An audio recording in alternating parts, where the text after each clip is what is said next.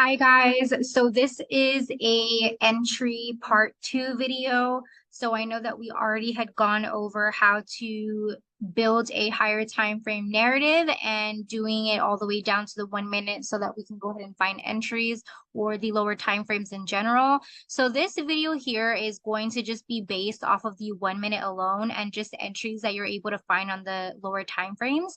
And like I said, obviously, I do recommend staying on a higher time frame before you do enter on the lower time frames, but you're able to do this without looking at the higher time frame too. But just be cautious and know that you probably would have to TP a lot earlier than you're anticipating. So obviously you shouldn't be holding positions out long at all on the 1 minute if you're just going to be basing your analysis off the 1 minute alone. Okay. But it is possible. And it's really good. It's a really good exercise to stay on the 1 minute or lower time frames. You can either try the 1 minute, 3 minute, or the 5 minute.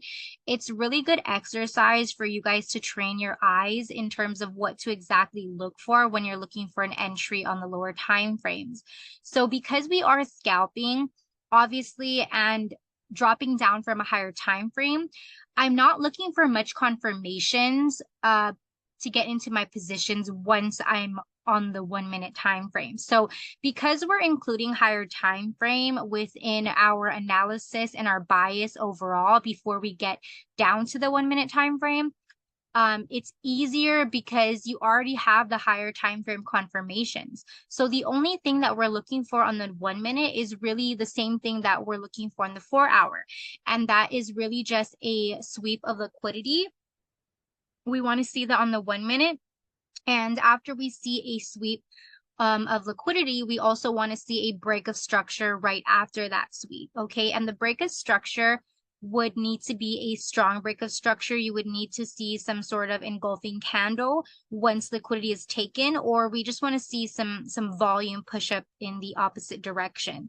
So once we get those two, once price is pushing, if it is pushing with volume, then we want to wait till that candle closes, and we can go ahead and also find a trading range on the lower time frame and find entry within that trading range.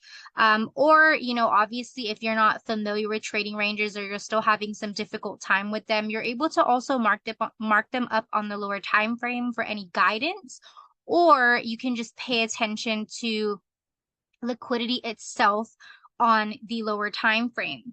So we're on the 1 minute here, and right off of the bat, I already do see a position that we could potentially get into. So we do see that we already have a sweep of liquidity right here. And we also have a break of structure right here as well.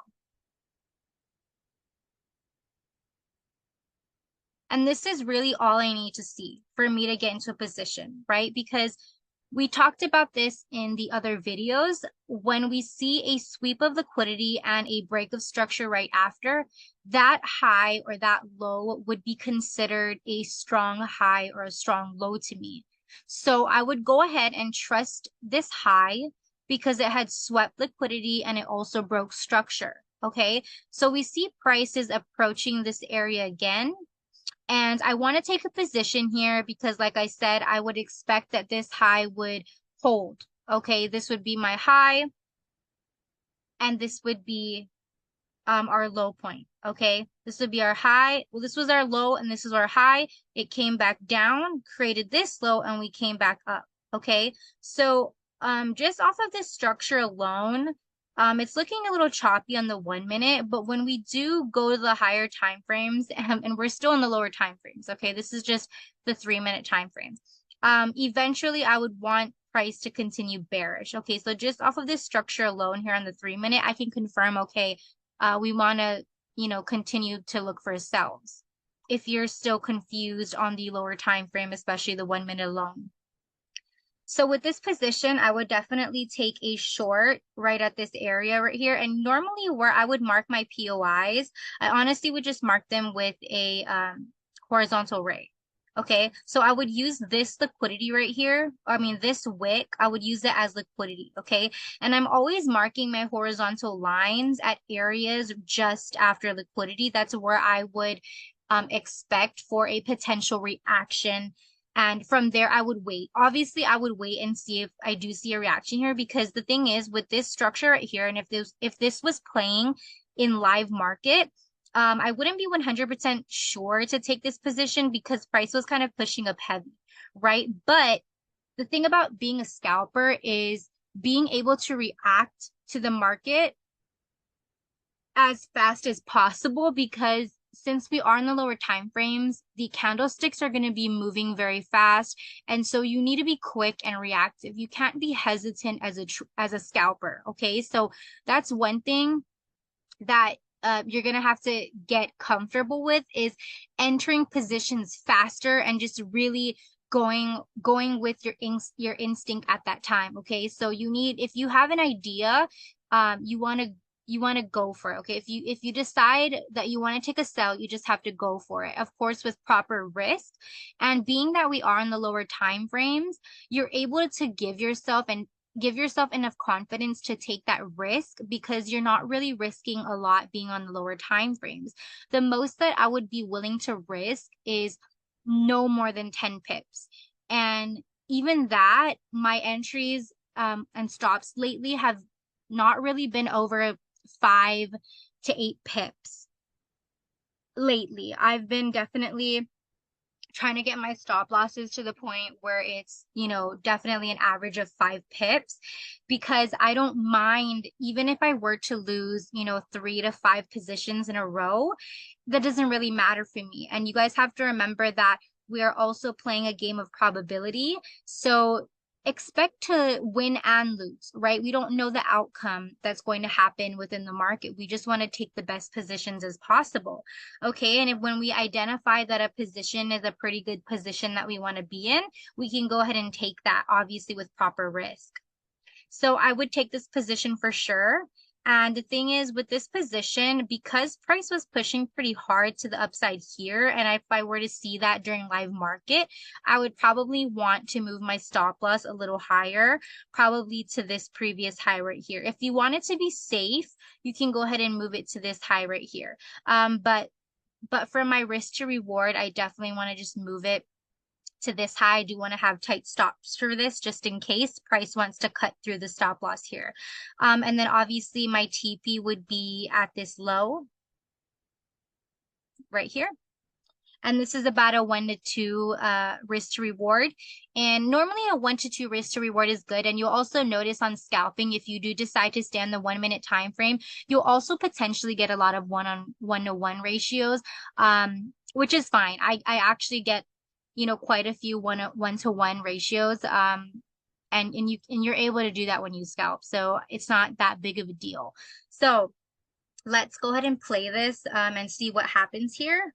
And just so we note too, when we do zoom out of the 1 minute time frame, we also want to look at this position and also pay attention to these lows right here to the left, because price could potentially take these lows out as well, which is confirming our, bias which is bearish, right? We want to continue bearish at this moment. So we'll see what happens. Oh, another thing before I continue is, okay, one thing that I also want to point out as well is we also do have these equal lows down here. So that's why I had price kind of TP at this low right here. They're fairly relatively equal lows right here. And so I would place my horizontal ray somewhere down here as well. Like I said, I'm always placing my ray tool at any areas that I see liquidity at. And because once liquidity is taken, remember, we're going from the sell stops to the buy stops, and the buy stops back down to the sell stops, right? So if we're going back and forth in the market and we've already taken liquidity over here, what do we have to take out down here? We have to take out liquidity again. So I would spot this as the next liquidity to be taken. And then what would happen after, say, if price did take liquidity around this area. We would look for liquidity that's about to be created just now. So I would let price play out and let's see what happened. And again, okay, so when price had played out here, we do see that price actually did take out this high right here before it started dropping here. And sometimes that can happen. So remember that I identified this high as a strong high, and I obviously did in that moment because we did clear liquidity and we did break structure. So for me in that moment, it would be considered a strong high. And a lot of times the market can do this if it wants to. I obviously don't know what the market's going to do. So I did not see this coming, but that's why we have to be cautious with our stops. And thank goodness that we placed the stops up here, because if we had placed our stops right at the previous high, we would have just been tapped out and price could have gone in our direction. So that's why you want to give your trade a little bit more room on when you scalp. You don't want to place it just at the previous high, because sometimes that can happen where it would come back to break even or close to the lower high and continue in your direction. So we'll go ahead and play this again.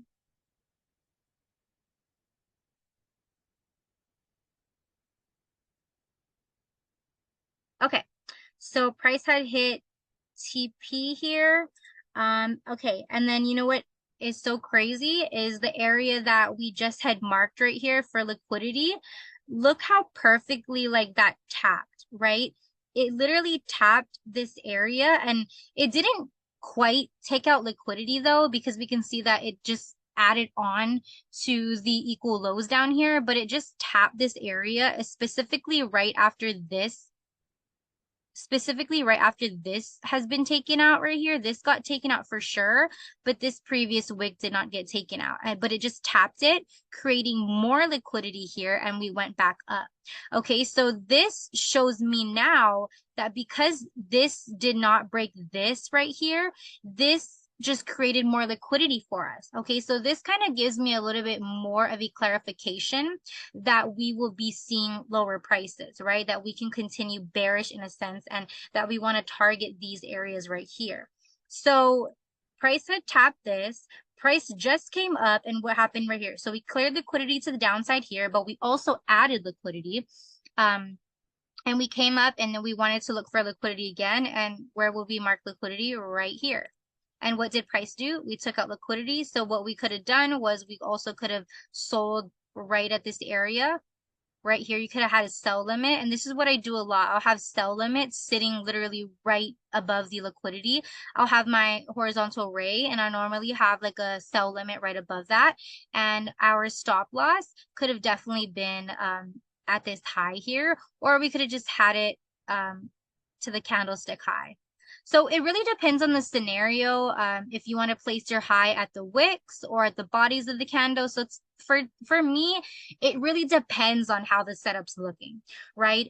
If there's already obvious liquidity right here that's been taken, I would place it like to the candlestick body. But if it's got a little bit more choppiness to it right here, I would have placed it obviously a bit higher.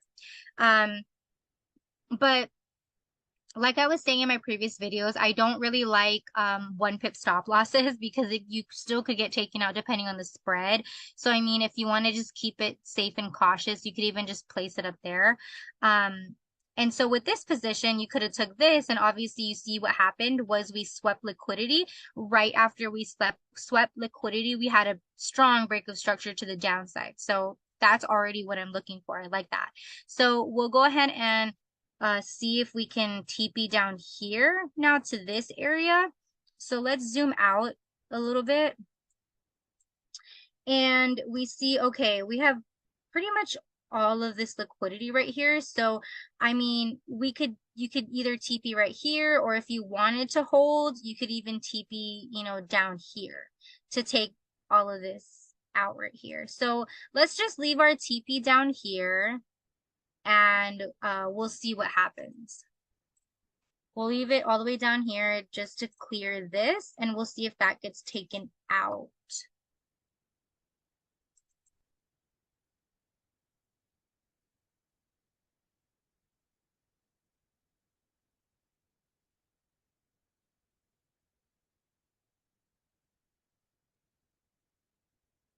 Okay, nice. Okay. So it eventually did. Okay, so what happened here was before we took out these lows, price came down and we actually took this low out for sure. We tapped into something here. You see that tap? We cleared liquidity. This became our new low. Price came back up. And what was right here? Liquidity. So we even could have, took another sell position. So we could have still been holding this sell position. And when price came back up to test that area, we could have actually had another short here. This short could have been at this high, previous high, and we could have targeted low right here as well. So both targets would have been hit if you were, obviously watching this in live market. But do you see the pattern that is going on here? It's the same pattern that we're looking on the 4 hour and the 1 hour, literally the exact same thing. That's why I'm telling you guys it's so simple. This is really all you need to follow. And you just need to remember in the back of your head that price just really goes back and forth. So if you miss a sell, take the buy. If you miss the buy, take the sell, right? We're seeing how it goes back and forth so many times. We came up here, cleared liquidity, came back down, cleared liquidity. We came back here, cleared liquidity. We came back down, broke structure, cleared this liquidity. We tapped something here, came back up to clear this liquidity before we came back down to clear this liquidity. That is so crazy. So I want you guys to really just study this, but this is exactly how you're able to find lower time frame entries right here. This is just based off of this alone. We see the pattern here. We see clearing liquidity. We see breaks of structure. It's just getting your eyes accustomed to these entries. I promise you they happen on any time frame. And this is exactly what I want you guys to back test. But I just wanted to go over entries alone just on the 1 minute of what you guys are able to see. And obviously right here, okay, so what's going to happen here? So let's just kind of look at this again. This liquidity. So, I mean, this just had got taken out. So honestly, what you can do is you can start taking buys. Like, look, price started pushing up and it engulfed this candle right here. So let's take a buy and let's see what happens, right? So let's place a buy position.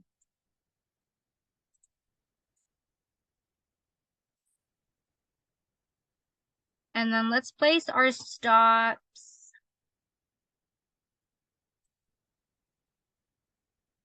Let's place our stops right here because this is where the next drawn liquidity is. So I would be looking at this wick right here.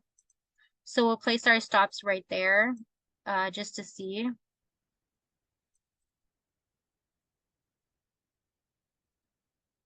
And now we see a clearer picture that all these highs that were protected here, when we tapped into something lower,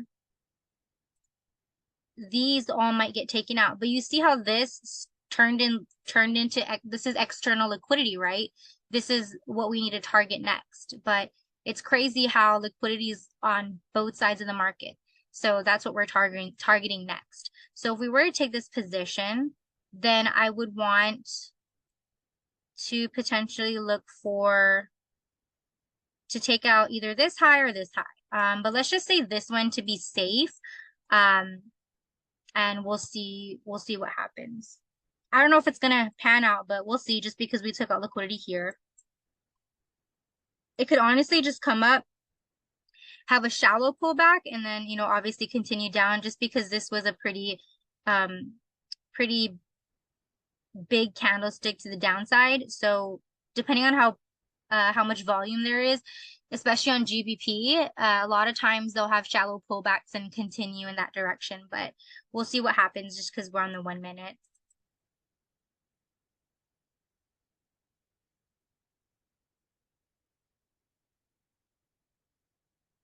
Oh, okay.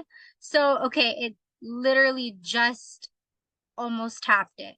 But you could have just obviously took in TP right here manually, but let's see if it's gonna, okay, so it did hit it. Okay, so you see how crazy this is, guys? It literally goes back and forth, like literally just with the wick taking out previous liquidity with this wick right here. broke structure right here. We showed willingness to go higher because of the volume in the candle here. And then what happened again? Created liquidity down here, came back down to find an entry below this liquidity, and bam, continued up, taking out these. So it's literally just back and forth. So I really hope that this is looking a little bit more clearer to you guys, staying on, you know, the 1 minute time frame and the lower time frame at that. And just know that you guys are going to be seeing this over and over again in the market. Like I said, price is fractal. So keep practicing this on the lower time frames. Like literally just watch the market, watch how you can get into positions, watch exactly what it does, because all these moves literally had the same confirmations. 2 to 3 confirmations. We're just looking for a sweep of liquidity. We're looking for a break of structure, and we're looking for a retest back into that trading range. And we're looking for entry. You're just going to take that entry. Like I said, don't hesitate, especially if you're a scalper. Do not hesitate. Just get into the market. We do not have a high stop loss at all being a scalper, but you do have to work on cutting your losses short. When you are a scalper, just be patient before you pull the trigger, because a lot of times price can cut through your stop loss so quick, and you're going to be like, what just happened? But that's why we want to stay patient. And, you know, obviously, like I said, stay on the higher time frame. And then eventually, when you're on the 1 minute, this is what you want to look for. But make sure that it stems from the higher time frame. But you can definitely still get pretty decent moves just being on the 1 minute time frame alone. But you obviously want a higher time frame context. So you're just going to be putting it together like this. But yeah, this is the entries part 2. If you guys have any other questions, just reach out to me, or you're able to ask questions in the chat. And you know, be there for each other, help each other out. This is definitely going to be a positive community. And if you guys need any extra help, any one-on-ones, just let me know and I will be there for you guys. So yeah,